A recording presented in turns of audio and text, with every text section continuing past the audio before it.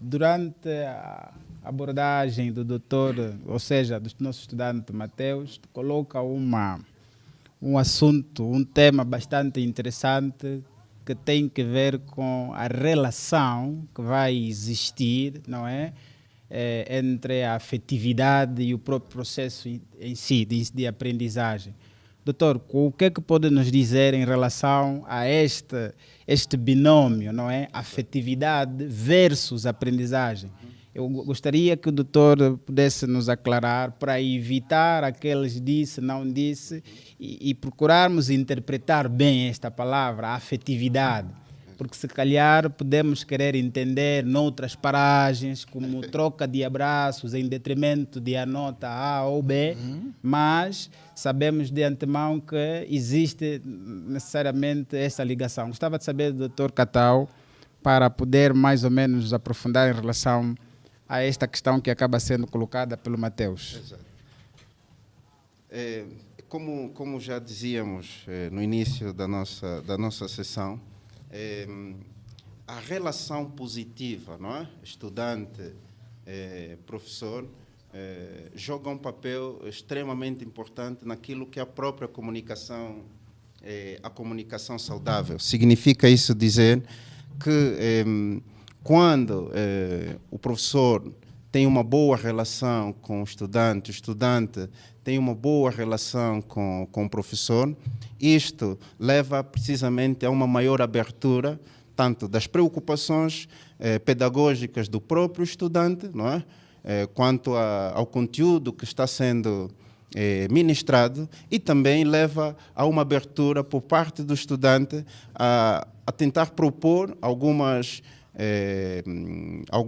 estratégias naquilo que é a metodologia de ensino, não é? Dizer, olha, professor, estamos com dificuldade de compreender isso desta e daquela forma, e desta forma podemos conciliar outros métodos para melhorar este processo de ensino-aprendizagem. Portanto, hoje nós vemos, não é?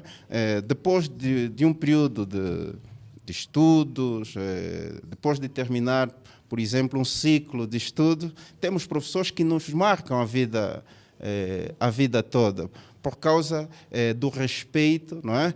Que, primeiramente, estes professores demonstram para os seus alunos.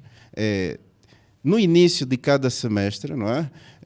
Naquela conversa inicial com os estudantes, eu sempre coloco este elemento como a base do relacionamento entre professor e estudante, o respeito, em que o professor deve respeito ao estudante, igualmente o estudante deve respeito ao professor, e que cada um tem o seu papel dentro daquilo que é o processo de ensino e aprendizagem, cada um tem as suas responsabilidades neste processo, em que na sala de aula o professor é uma autoridade, e em algumas situações tem que impor, não é?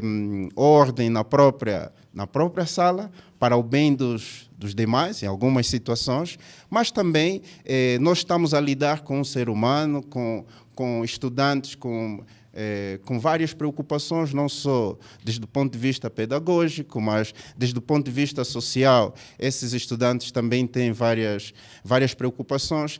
E com base nesse respeito do homem, não é? Da pessoa, portanto, podemos construir um relacionamento positivo, e que podemos precisamente criar essa afeição entre o estudante e professor, uma maior aproximação para melhorar precisamente este processo educativo. Exato. O professor fala aqui de afeição, mas não está a fazer referência, não é? Afeição num sentido que o nosso ouvinte possa mais ou menos perceber que tem que existir uma troca de abraços em detrimento de uma nota. Não necessariamente. É olhar para a afetividade no sentido de perceber que nós devemos ensinar com amor, encarnar-se, não é? Na Precisamente. pessoa daquele que está ali É a para questão aprender. da empatia. A não é? empatia. Exatamente, de se colocar no lugar do estudante, não é? Ou seja, que ele pode estar a passar esta e aquela necessidade, nos aproximarmos mais deles, não é? Ou seja, haver uma maior aproximação, professor e aluno, para melhorar esse processo. Ou seja, a comunicação à distância não é muito fluida e ela não é eficaz. Portanto, esta aproximação, que nós vamos chamar de afeição, melhora precisamente essa comunicação e a percepção, não é, das dificuldades que o aluno tenha ou mesmo que o professor tenha, e nesta comunicação possamos melhorar, não é, este processo de ensino e aprendizagem. Isso. Não no sentido de benefícios, não é, por parte do professor ao estudante, troca de mimos e presentes, não neste sentido, mas no sentido de melhorar precisamente a nossa comunicação. Exatamente.